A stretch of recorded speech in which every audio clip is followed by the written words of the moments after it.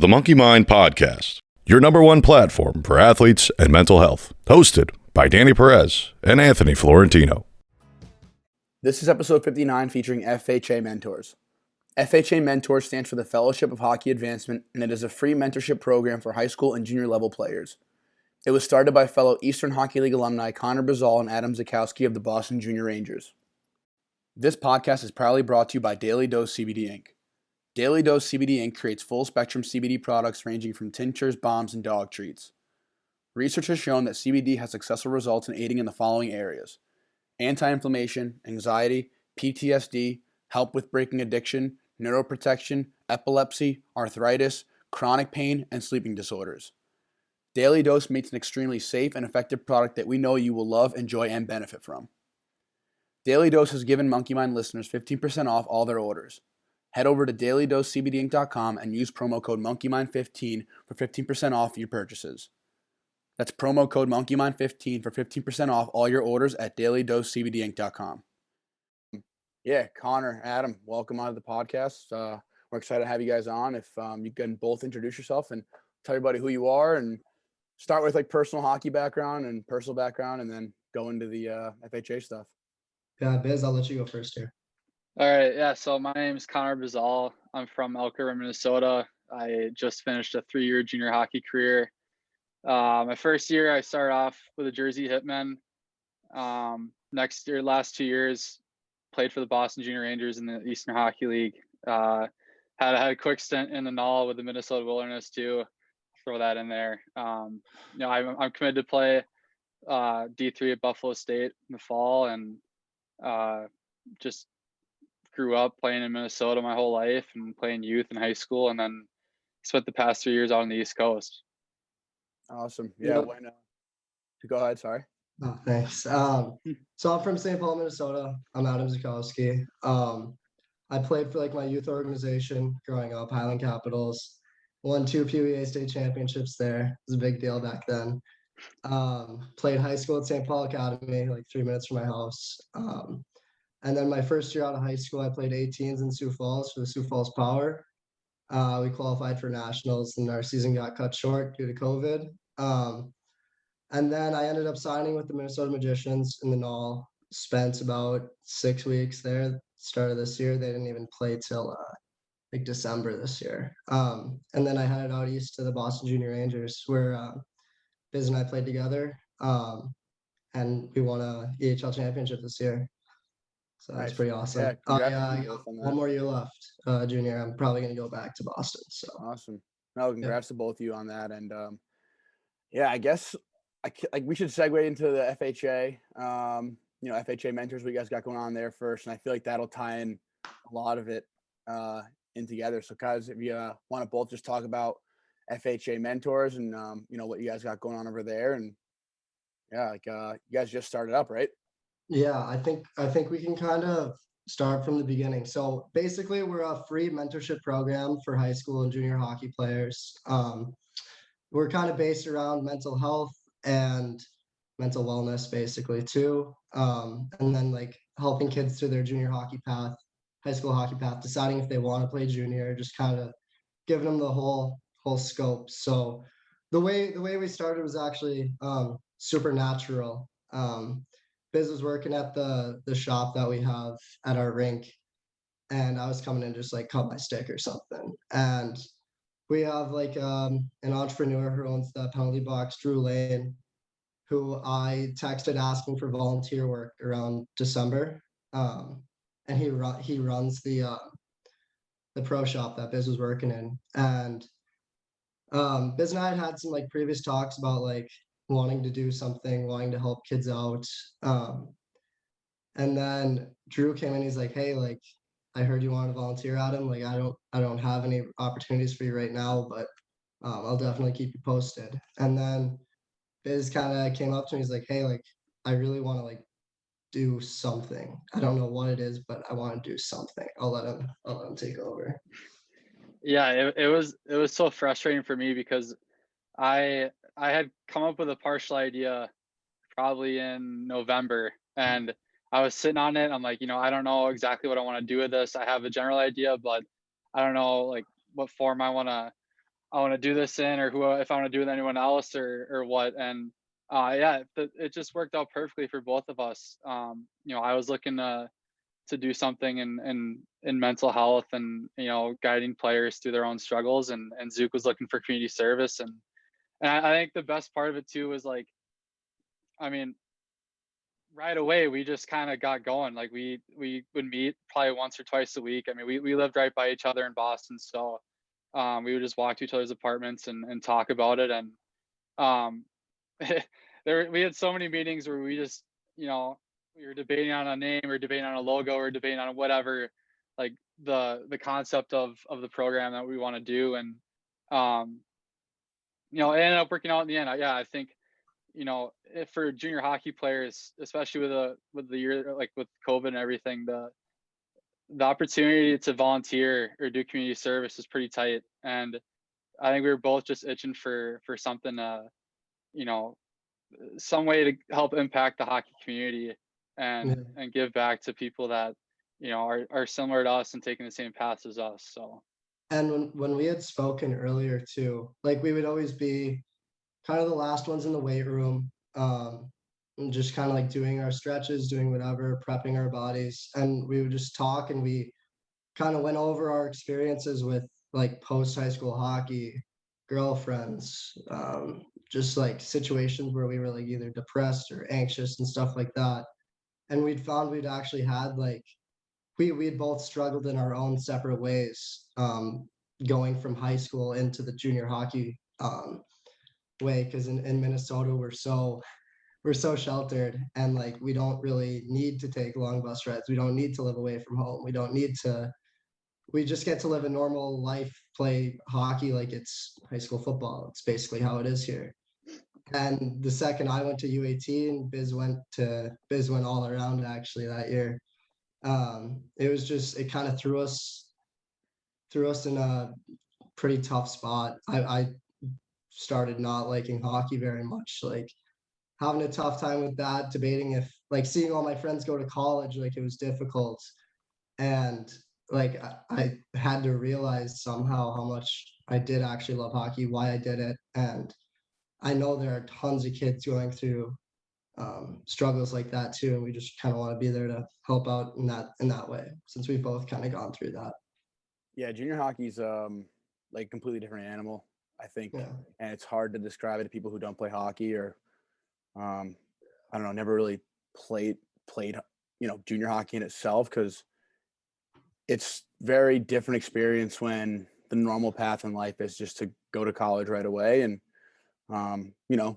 move on from the sport and just kind of be a student and put hockey behind you. But for those who are chasing college hockey and beyond, it's like the normal path you have to do. But I mean, I don't know how, I'm sure Minnesota, a lot of your buddies were doing it, but I'm sure there are a lot of buddies that weren't too. So you guys get a good mix. I mean, kind of just segueing into both, like kind of how your junior experience has been, and then kind of, if you feel comfortable, both of you just talking about like the mental health struggles that you guys, dealt with in your time in junior hockey. I think a lot of players, it's a funky time. And I know there's a lot of players right now who are, especially with COVID, struggling with junior hockey and college hockey. There's a huge, backup everywhere from the players and Yeah. the transfer portal. So if you guys want to talk about your junior experience and just your mental health experience and some of the stuff that you struggled with as far as that goes. So for me, juniors, I honestly, I mean, I hate saying it now, but I kind of thought it was gonna be pretty easy coming out of high school. At my high school, we had a really good team. I was fortunate enough to play with really good players, and drew some D1 interest my senior year. So I think that kind of played a big part in why I thought it was gonna be pretty easy. So I originally signed a tender with the Northeast Generals in the NAL, and that was like that was what I was set to do, and that's what I was planning on doing. And then things fell through in the summer, kind of scrambled to find a place. The main camp was in August, so like every other team had already had their team chosen, and that's why I ended up in Jersey. And I had never heard of the Hitmen before, never heard of the USPHL. Like, I moved halfway across the country and like kind of had no clue what I was doing. Just figured I'd take things day by day. And living away from home honestly wasn't too bad for me. Love my parents, but I had an amazing built family, so it was pretty easy transition in that sense. And by like with the Hitmen, like I ended up playing for 3 teams in the Hitman organization, which like that's not very common. And the year wasn't exactly what I wanted it to be hockey wise. I think, I got to the point where I was like, all right, I'm just going to grind out the rest of the season. I'll have a good summer, get ready for the next season, hopefully advance to the ranks and go from there. And then that summer, that's when I had my second round of depression that I had to go through.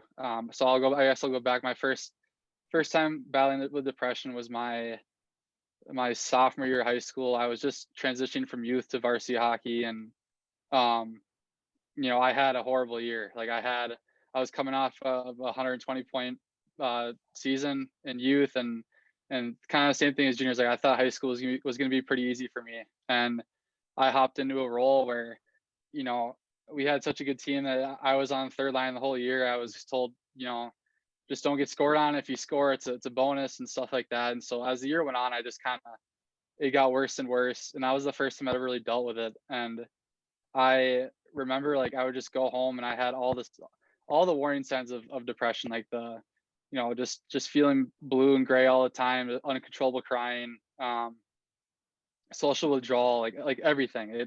It fit me to a T, and I did nothing about it. Like I didn't know what to do. I didn't know if I was supposed to talk to somebody about it.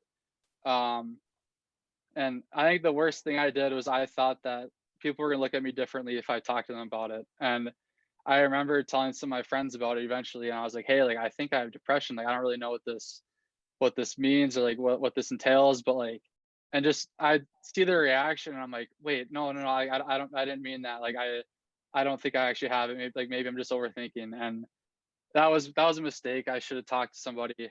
And I eventually got over it. I honestly don't really know how. I think I just kind of, put the hockey season behind me and found a new group of friends and went from there. But so going into that summer after my first year juniors, that's when I ran into it. And again, it was probably 10 times worse. I made the mistake of going to like 5 junior camps thinking I'd, just hoping to crack a roster.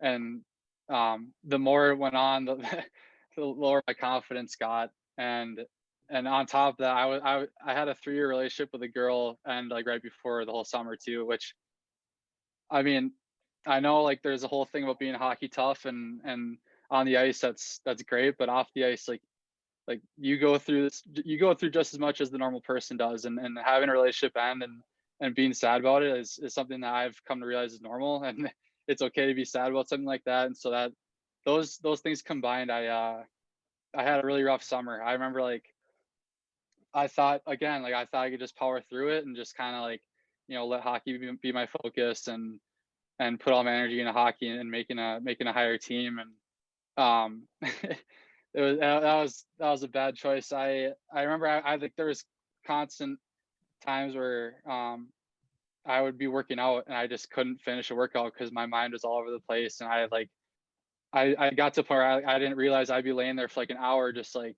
thinking about everything that's going on in my life and being upset. And I like I said, I made the mistake of pushing it through the rest of the summer.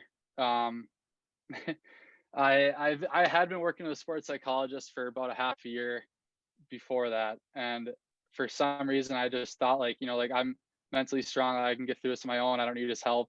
It was more of a pride thing, honestly. I think that's the biggest thing when you're going through mental illness is you want to think that you're strong enough to get through it on your own, and you want to think that you're bigger than what you're going through. But I mean, most of the time you can't get through it by yourself. You need someone else to help you through it. So by the end of the summer, before I decided I was going to Boston, I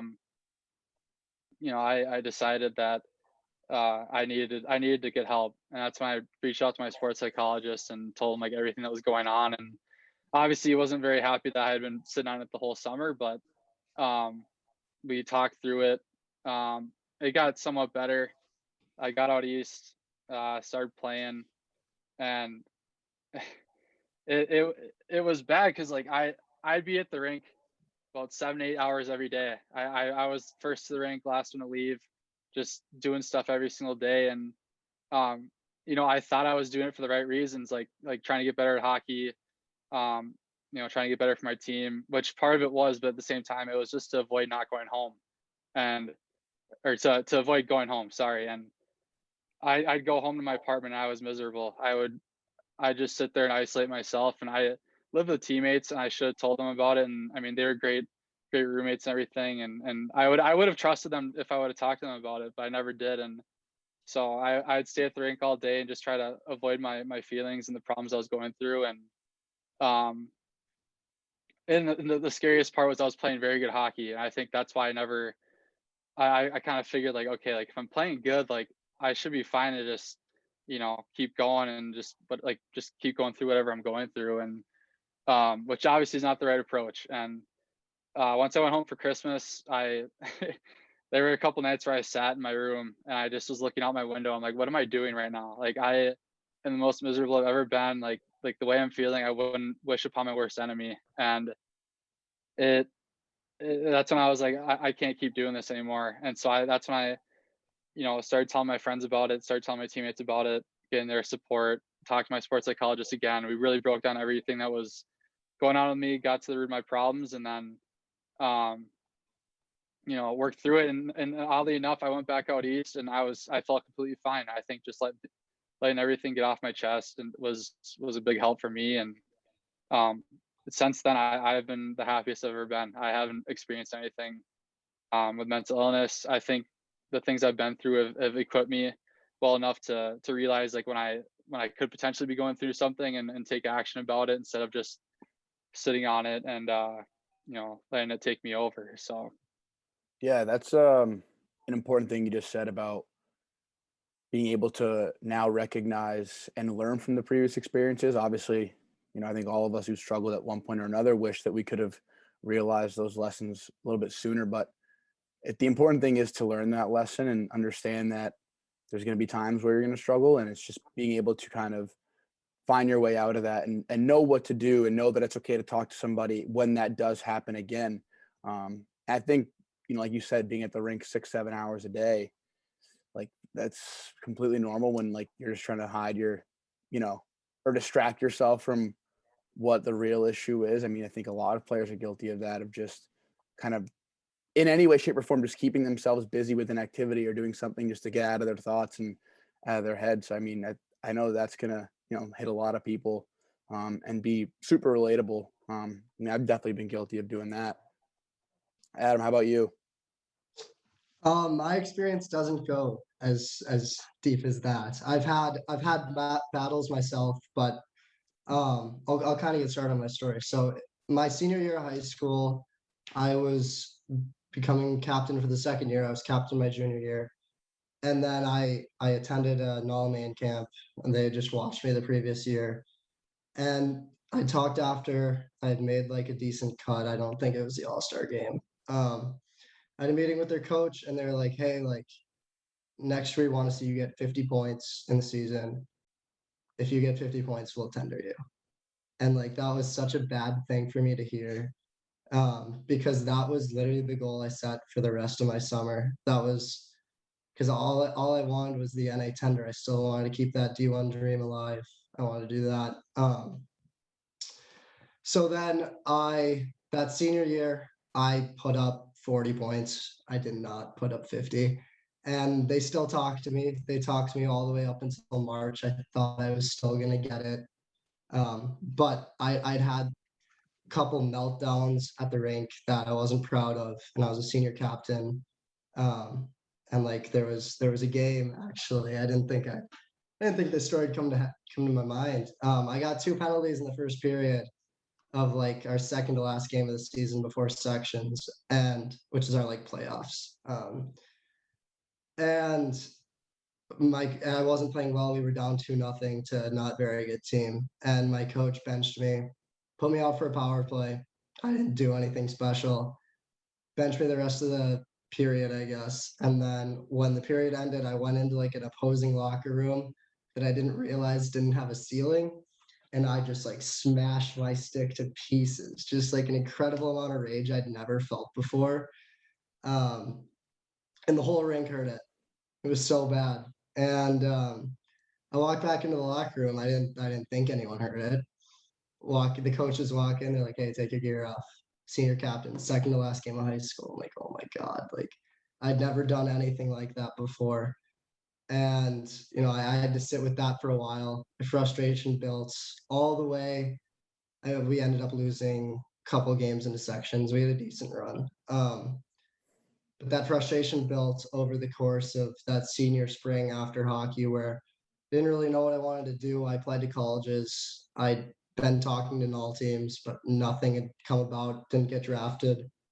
So I signed a contract with a U18 team in Sioux Falls. They had a pretty good track record of going to nationals, and they were in a league that they had like 8 null tenders the year before. So I'm like, okay, I can just go there. I'll get a tender. I'll leave by November and whatever. It was bad attitude. And what was really bad about me going to Sioux Falls was I lived with my coach in a townhouse, and my coach and I didn't necessarily, we kind of butt heads about like playing style, stuff like that. And it wasn't good for me because I'd have to come home from practice every day, games every day, to my coach, who maybe just yelled at me for a stupid play I made that day. And all I was doing was hockey, and I lived with the man that was like rent free in my head. So I just hide in my room basically all day. And like it'd be hard for me to go to bed at night. I'd sit with myself thinking, hey, like I'm never gonna get this null tender. Like I'm never gonna get recruited by a Division I school. Like it'll never happen. And just filling myself with self-doubt the entire year, and my play showed it. I didn't put up the numbers I wanted to. And a lot of it was due to mental health issues. Nothing really went diagnosed. I had a sports psychologist who I don't think I was completely honest with, because there were underlying issues that I was not comfortable telling him because I didn't really know him. And I don't think I really understood that because my parents knew something was going on. I was coming home every single off weekend because it was like 4 hours away from my house. And I'd make that drive because I just didn't want to be in the city. I watched all my friends having a ton of fun at college. It was really difficult on me. And I did end up signing a null tender at the end of the year, actually. So all my worrying was literally for nothing. And then I trained extremely hard. Things got a lot better. I made the team out of camp. I made like their training camp. Spent 6 weeks there. They had a ton of USHL drops as teams started to fold, as you know, this year. And spaces just got too crammed. I saw the writing on the wall. I'd signed with Boston earlier in the year, and I was fine going there.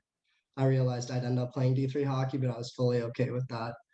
And then I came to Boston. I had a great time. I loved all the guys. I met Biz, started FHA. And then like I think it was mid-January, late February, I actually broke my hand.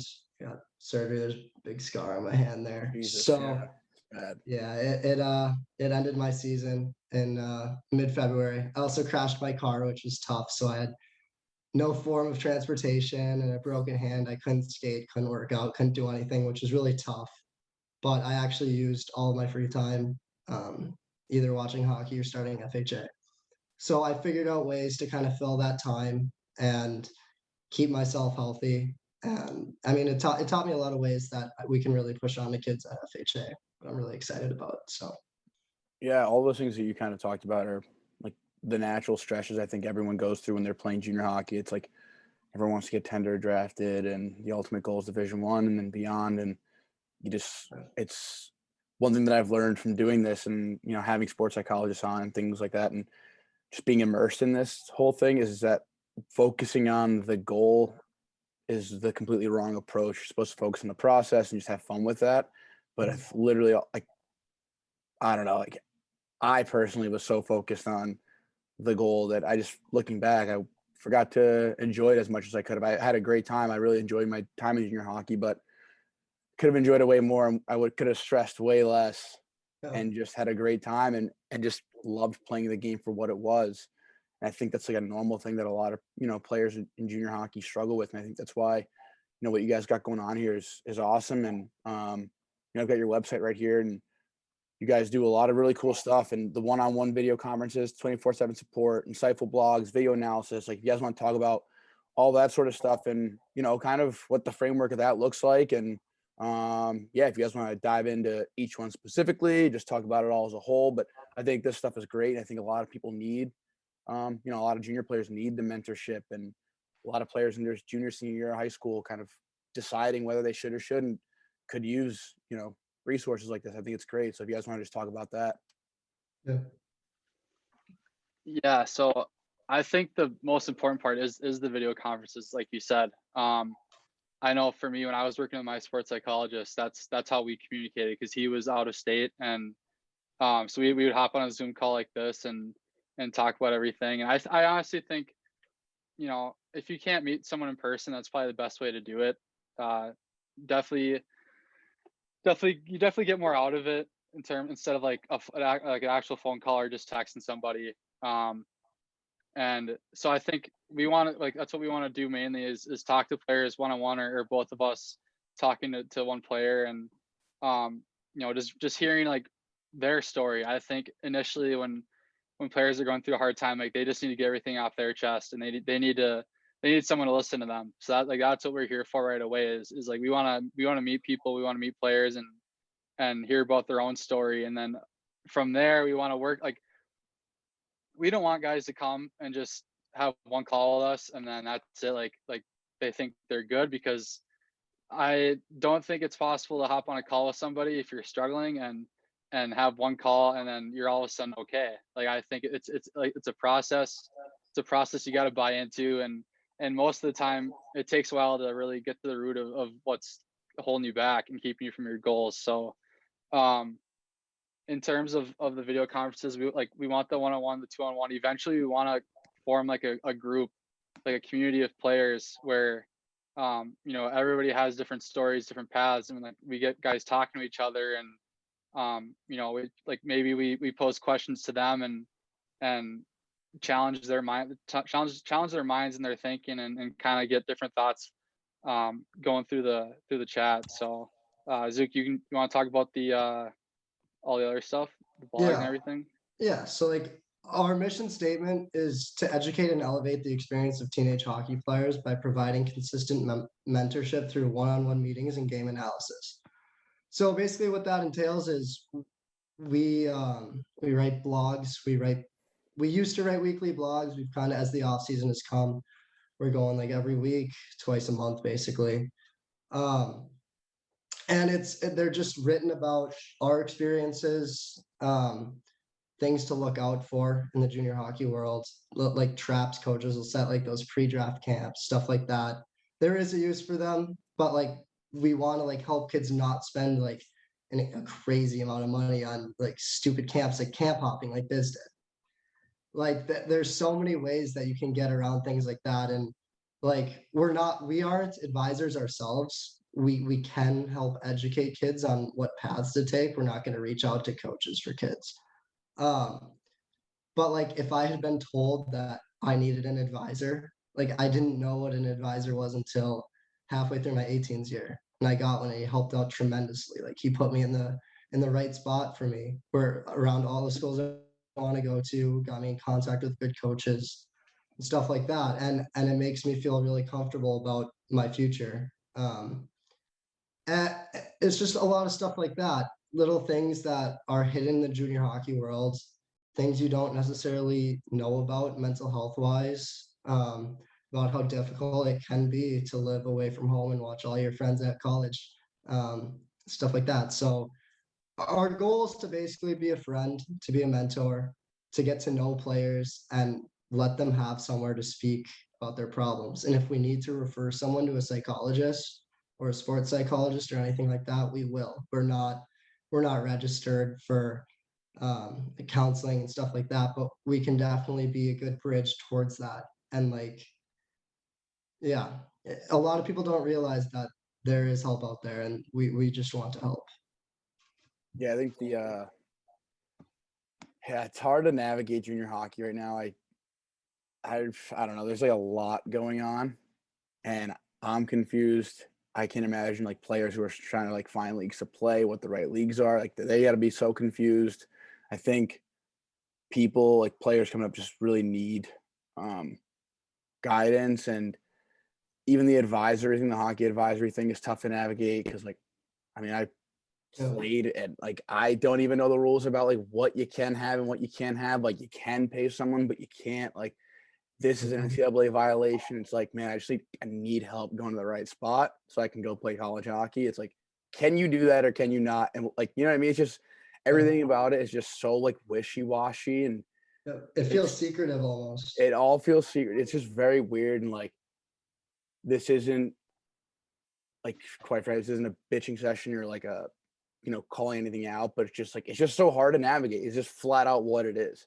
Yeah. And it's a very important time for players, careers and lives, and it can go one or the other, and especially the players who are like, I kind of want to play junior hockey, I kind of don't. And I'd be like, if you're kind of in it, probably don't.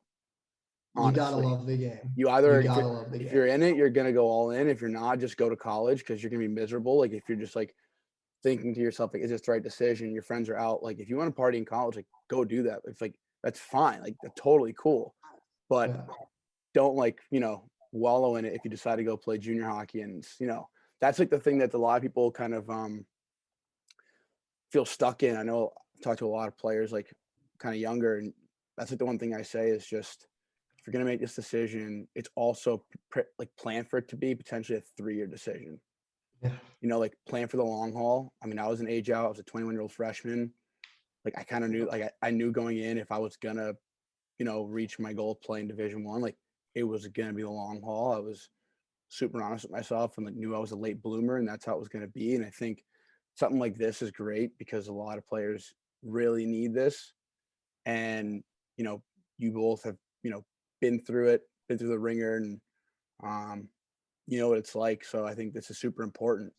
As far as reaching out to you guys, how do players get in touch with you? I see you have your services page. They can schedule a call and contact you guys through that, correct? Yeah. So we have it set up where right through our website, if you want to like just schedule like an introductory call with us, you literally just click a button, fill out like a quick form, and then we get notified about it. We also left our email, our social pages, our phone numbers too, because I mean, if guys just shoot us a text and say like, hey, like I'm so and so, like I play for this team, whatever, I want to talk to you guys, like that's cool too. And um, it's a pretty easy setup. I mean, you can find us on Instagram, on Twitter, all that stuff. And yeah, I mean, especially like right now, like we're helping guys unpack their season. I mean, a lot of seasons are starting to wrap up right now. Um, some guys didn't have the best season, didn't have the season they were hoping they'd have, and sometimes it's good to just talk to someone about everything that happened and just leaving everything in the past and focusing on what's next. So we're helping right now. Like I know Zook and I are helping a couple guys, unpack the season, get refocused for the summer and start getting goals set for the next season. So Yeah, Yeah. your guys' website is really easy to navigate. I'm on it right now. I see like scheduling a call.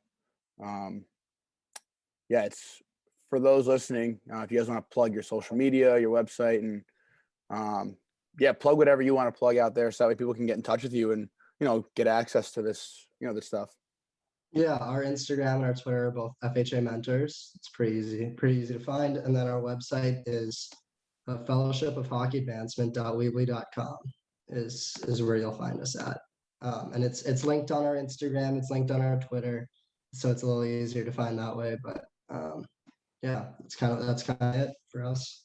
Yeah, no, that's perfect. And like I said, you guys are doing a great thing here, and it's awesome that you guys are being a resource for young players to navigate the hockey world and their career. So that's awesome. And if you guys just each want to just say one piece of advice that you would have wanted to know, either regarding mental health, regarding your hockey career, regarding the uncertainty of hockey in the future, just something that you would have wanted to know that you could pass down to somebody else, what would that be? I can go first, Busy. I actually think what you said, Danny, was perfect. You have to focus on the process. If you're going into junior, your first year, high school, your first year, you cannot focus on that college commitment. You need to focus on having the single best season you possibly can right now. And good things will come after that if you just put the right work in and have your head in the right space. So, Yeah. Yeah, I think for me, it's just realizing that everyone's path is different. Like you're running your own race. I think for me, if you had asked me 3 years ago, like I'd be playing 2 years for Boston and 1 year for New Jersey, like I'd have thought you're crazy and I'd have no idea what you're really talking about. I think for us, especially being from Minnesota, like we're fortunate enough to have played with and against really good hockey players. Like, so for example, like when I was a senior in high school, my line mates, one's playing for the Minnesota Gophers and one's going to Nebraska Omaha next year. So like we're blessed to have played with and against so many good players, and it's easy to see what they're doing and see what you're doing and be like, man, like how come they're getting, those opportunities and I'm sitting here playing 2 or 3 hockey and living halfway across the country from home. And it's just, you got to embrace where you're at, embrace, the situation you're in, and just really give it your all wherever you're at. Because at the end of the day, like there's some guys that will play in higher leagues as you, and most of them are going to be playing D3 just like we are. So it's not about how you get there as long as you get there. So Yeah, I couldn't agree more. And the quote that I heard that I often think about and helps me out a lot is comparison is the thief of all joy. So Yeah. never compare yourself. Exactly. Everyone's got a different journey, man. Like that's all it is. And, it's everything. I firmly believe that everyone's supposed to be where they're at for a reason, and you have to see the positive in every situation. And it's all you can do is just keep working hard. And yeah, I don't know. I think that's important. So you guys both, 2 great points there, and really appreciate you guys taking the time out of your day to talk on this platform and share your story and share what you guys are doing. And, we're excited to put this out there for people to listen to, and they can, reach out to you and, get some advice and get some help. So that's awesome. But you guys are doing a great thing. Thanks again. Of course. Love what you're doing here too, Danny. Thank you. Thanks, man. Yeah, appreciate yeah, it. thank you. This is a great resource. So thanks, Danny.